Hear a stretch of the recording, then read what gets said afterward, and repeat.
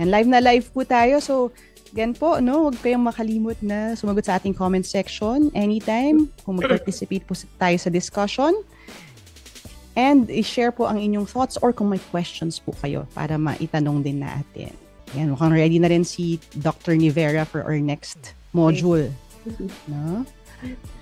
Yes, thank you, Coach Laika. So we will proceed with counting. So kanina may nagtanong na tungkol dito, no? So intentional yung pag-una natin ng estimation before counting because we want the students to estimate first before counting. Okay, sige po. Or before doing operations. So estimate before doing operations. Okay, let's go to the next slide. Ayos! Sa araw na ito, susubukan natin bilangin ng mga bola dito sa kwarto. Pero teka, nasaan nga ba ang mga bola? 1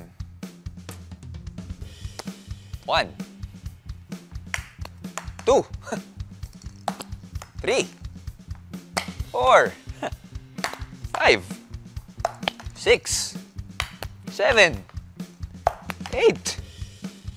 9 10. Ang dali pa na ito. 11 12 13 14 15 16 17 18 19 20 21 22 23 24 25 26 27 28 29 30. Teka lang! Dami!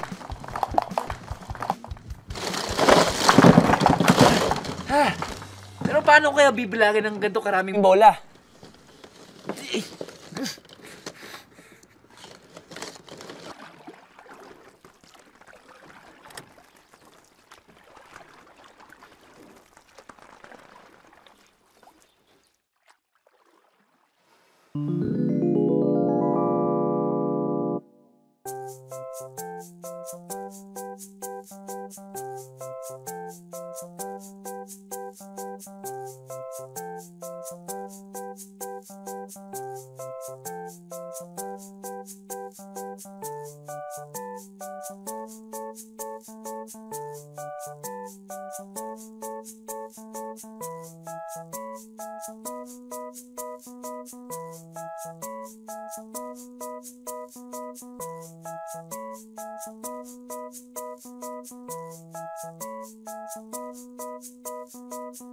Mahal na Reyna, dumating na po ang mga manggagawang langgam at may dala-dala silang ang dami butil ng bigas. Gaano karami? Ang dami po. Gaano nga karami?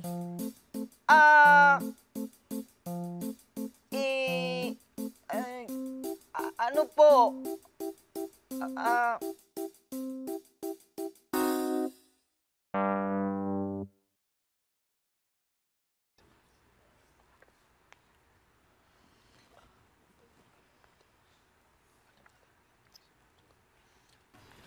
Humingi kami ng donasyon ng mga lapis para sa aming paaralan. Laking gulat namin. Sa sobrang daming nagbigay, nagkaroon kami ng problema. Sobrang dami naman ito. Oo nga eh. 1, 2, 3, 4, 5, 6, 7, 8, 9, 10. Naku, di na yata natin kayang bilangin ang mga yan gamit ang mga daliri sa ating mga kamay. At kahit isama pa natin ang mga daliri natin sa ating paa. Ano kayang kailangan nating gawin? Huddle time! Isip-isip! Guys, kasi kapag may problemang mahirap lutasin o tanong na mahirap sagutin, ang panglaban namin dyan ay huddle time! Isip-isip! Isip ka na ba? Hindi. Talaga ako ibang nakikita ang choice eh. Pwede natin talagang gawin, bilangin natin isa't isa. Diba? Hindi hirap mo. Pero mas mabuti siguro kung binibilang. Makalipas ng ilang minuto, may nakaisip na. Igrupo-grupo kayo natin ang mga lapis para mas madaling bilangin. Paano naman natin igugrupo? Hindi, i-group natin sa 10. Magandang ideya yan. 1, 2, 3, 4, 5, 6, 7, 8, 9, 10. Oo nga, no, effective, hindi nakakalito. Ginugrupo-grupo namin sa tens ang mga lapis. Nang matapos, nakita namin na may 8 na di pwedeng igrupo sa 10. Pero ang dami-dami pa rin grupo ng tens. Mahirap pa rin bilangin. Eh, kung igrupo natin ulit sa 10 ang mga grupo ng 10, magandang ideya yan. Oo nga. Ito, gamitin natin itong lalagyan. Pwede. 10, 20, 30, 40, 50, 60, 70, 80, 90, 100! Ayos! Kasha. Ginupo namin sa 10 ang mga tens. Ang resulta ay 100. 10 groups of 10 is equal to 100. Nang matapos, nakita namin na may 3 tens na hindi na pwedeng igrupo sa 100. Ang dami-dami pa rin grupo ng hundreds. May nakaisip na igrupo uli sila. 100, 200, 300, 400, 500, 600, 700, 800, 900, 1,000. Ang resulta, 10 groups of 100 is equal to 1,000. Marami pa rin ng thousands. At may sobrang 5 groups ng 100. Pwede pang igrupo ang mga thousands. Magandang ideya yan. 1,000, 2,000, 3,000, 4,000, 5,000, 6,000, 7,000, 8,000, 9,000, 10,000.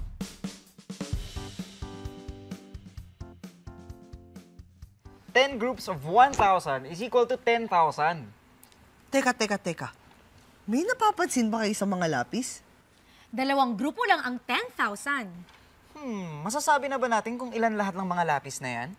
2 groups of 10,000, 4 groups of 1,000, 5 groups of 100, 3 groups of 10, and 8. Ngayon, masasabi na natin kung ilan lahat ang mga lapis. 24,530. Okay, so we're back and let's count. But before I start, I would like to respond to a question in the chat box. Dapat bang ituro muna ang estimation before counting? Okay. Ang counting po ay medyo malawak, ano? So, syempre ituturo muna natin yung basic counting. Pero kaya ko lang po binigyan ng emphasis yung estimation because this is the skill that we overlook the most. Bihira po sa atin na nagpapa-estimate talaga or nagde-develop ng estimation skills sa klase. Pero we teach counting to the students. Pero makikita nyo po sa maraming problems, minsan ang mga bata, hindi nila tinitingnan kung may sense ba yung kanilang sagot. Kung yung distance ba na ganito ay logical. Kasi wala silang estimation skills. Kaya po sinasabi natin, hanggat maaari, promote estimation. Let the students estimate first before going for precision, before doing the actual computation, para meron po silang idea whether their answer makes sense. So we will do certain strategies which you are very familiar with already, I suppose, using manipulatives, counting on, backward counting, and skip counting. These are the multi-base arithmetic blocks. So you have there the small units, we call them units, no? If you have 10 units or 10 ones, it gives you a long. Yung mahaba, ang tawag po natin ay long. Okay? When you have 10 longs, you get a flat. And a flat is 100. When you have 10 flats, you get a block, which is 1,000. All right. Why am I introducing the MABs? Because these are what I call like the most important manipulative in mathematics.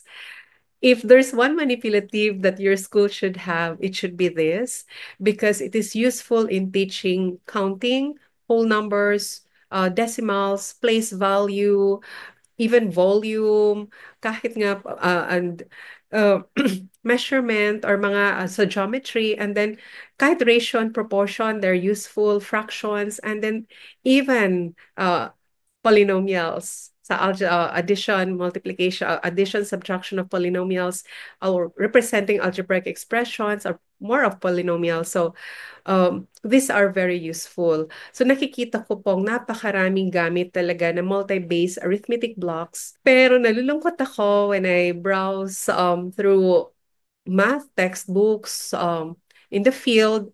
There are a few of them, only a few using MABs. Marami po ay they're just using computation or maybe a number line if we're lucky. So, or maybe may mga drawing na kakaiba, teddy bear for 10, a doll for 100, which don't make sense. Okay, so ito po ay sana ay magamit sa school ninyo. So how do we use it? Again, we have their unit for the small one, flat for the long one, or the value is 10. And the long for the 10 and flat for 100 and the block for the 1,000.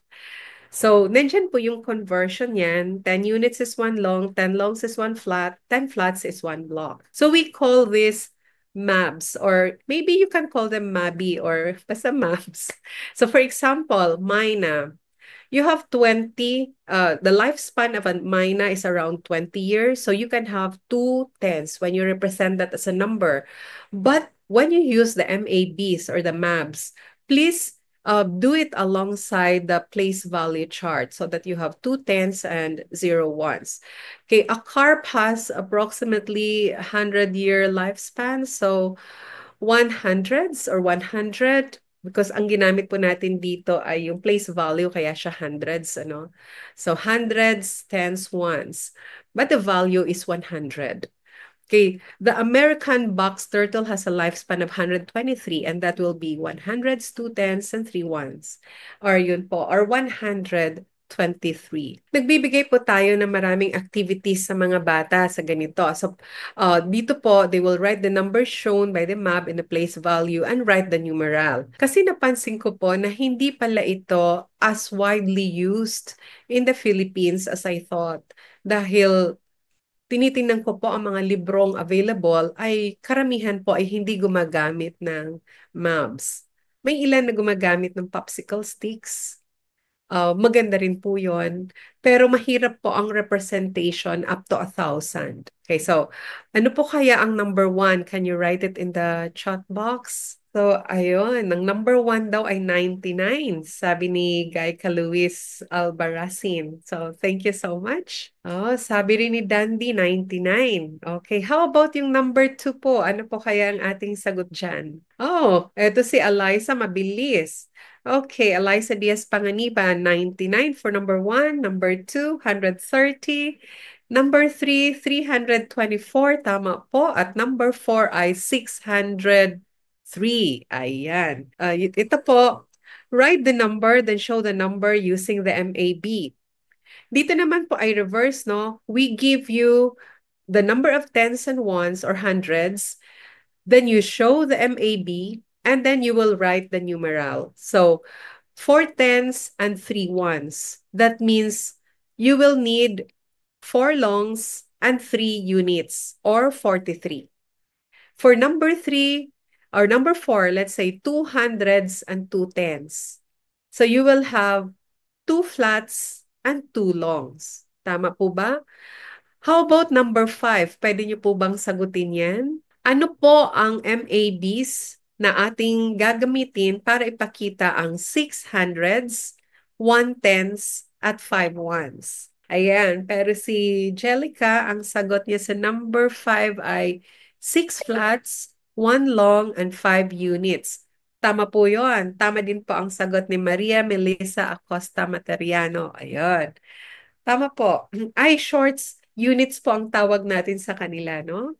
6 flats, 1 long, and 5 units. Okay, dinidifferentiate lang po natin sila sa ones, tens, and hundreds. Oh, by the way, can we go back to that slide? Kasi gusto ko lang pong sabihin na ang MAB ay nakakatuwa pong gamitin if you want to have a game. Nakita ko kasi kanina yung isang comment, sabi niya sana po may mga palaro. Hindi lang po ako makapagpalaro dito, pero alam po yon ng mga estudyante ko na madalas kami naglalaro ng MAB. For instance po, magre-race po sila paunahan sino makakatatlo ng longs. Bali, race to 30. So group, magko-contest po yung dalawang tao or groups. They throw a die. So pag lumabas sa die ay 4, kukuha ka ng 4 units. Yung kalaban mo, pag nag-throw siya, 6 ang nakuha niya, kukuha siya ng 6 units. Suppose ang sumunod kong nakuha ay 6 units. So meron akong 4 dati, may 6 units. Pag dinagdag ko sila, 10 units na. I will say, I now have 10 units. I will trade my 10 units for a long. Now I have 1 long or 10. Ayun. Pag sumunod kong throw ng die ay, let's say, nakakuha ko ng 5. I will say, I now have 1 long and 5 units or 15. So dito po, pinapakita po natin ang pagke-carry. Nagre-regroup po sila and they verbalize. So may concrete materials and then they verbalize and then they have a lot of fun doing it. Kasi syempre, pag lumalabas ang 1, nadi-disappoint sila. Pag lumabas ang 6, tuwang-tuwa sila. Ayun. So pag naglalaro po nito, ang problema ko ay maingay ang klase. Pero nag enjoy po ang mga bata. May subtraction din po yan. Pinag-uumpisahan ko sila ng 3 longs. Okay, you throw a die. Kung ang nakuha mo, let's say 4. You will remove 4 from 1 long. What will you do? You will trade it for 10 units. So 1 long, trade for 10 units. So saka mo, you can take away the 4 units. Now you will have 2 longs and 6 units or 26. Paunahan pong makarating sa 0. Ayan po. So, dalawang games po yon, yung add up to 30 and then who gets to 0 first. Yung parang addition and subtraction using the MABs. Ayan po. So, one of the best things that you can do in class kasi nag-i-enjoy ang mga bata. Ang counting down at counting off ay very important din in developing the concept of counting. And many of us have experienced the countdown during New Year, 10, 9, 8, 7, 6, 5. So that is countdown or counting backwards. Pero pag nag-count off pa tayo, so sa klase, we say, oh, mag-count off, everybody please count off. So that is counting forwards. And then we can have activities like this para po ma-reinforce yung idea nila ng regrouping. Dito sa atin, sa ordinary language, we say carrying. We carry kasi ang ginagawa natin ay symbolic approach, which is not as effective as the concrete pictorial abstract approach o yung tinatawag po nating CPA, Concrete Pictorial Abstract. Unfortunately, in the Philippines, it is observed that teachers focus more on abstract approach, meaning sinusulat ang number sa board, pinapa-add, pinapabasa, pinapaganon, walang nakikita ang mga bata, walang nahahawakan. Siguro po dahil limited ang ating materials, okay? Pero gaya po ng sinasabi ko sa aking mga estudyante, if you are a math teacher, it is your duty to collect materials, to have them. So kung sila po ay naghahanap sa Shopee, naghahanap sa Divisoria, or gumagawa ng mga sarili nilang materials, dapat po ang math teacher, lalo sa elementary grades or kahit sa high school, meron po siyang box of materials na huhugutin na lang niya pag nagtuturo na siya sa topic na yon. So dito po, kunyari, ones. What is 1 more than 199? Pag nagdagdag po ng 1, magiging 10 ones. Now, you can trade that already for a 10 or a long.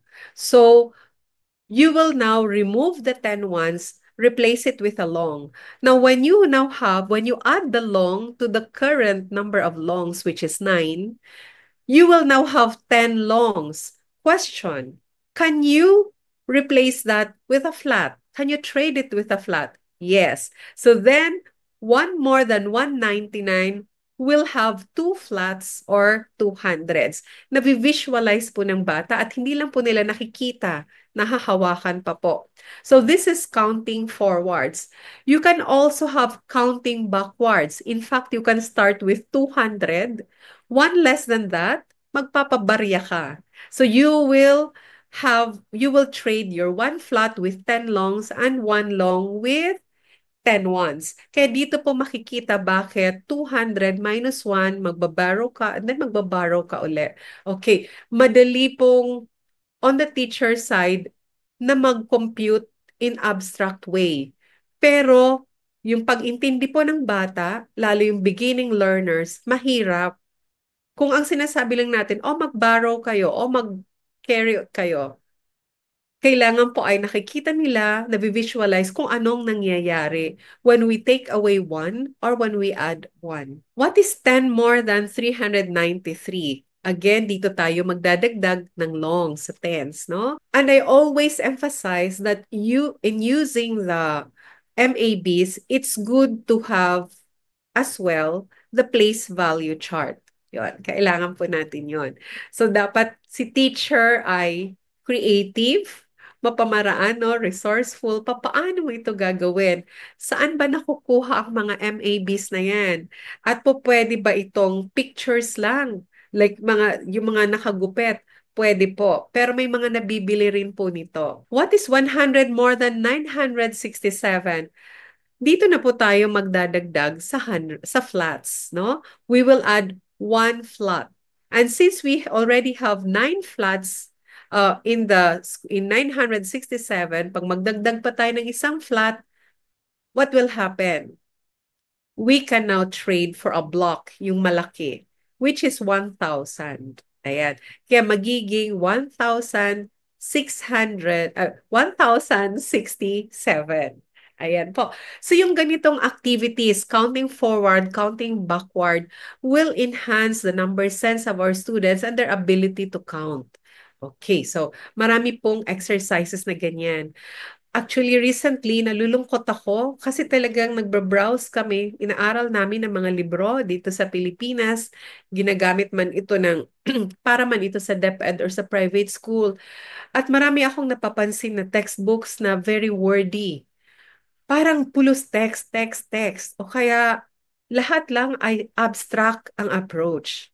Sana po ay bigyan natin ng maraming exercises sa mga bata, maraming visualization, at maraming concrete activities para po maging kaaya-aya ang pagtuturo ng math, hindi boring at hindi nakakatakot. These are other skip counting activities, skip count by 100s, ay nakikita nila, or we can also use the number line. Hinahanap ko rin ito sa mga textbooks. Minsan number line, hindi nila sinusulat.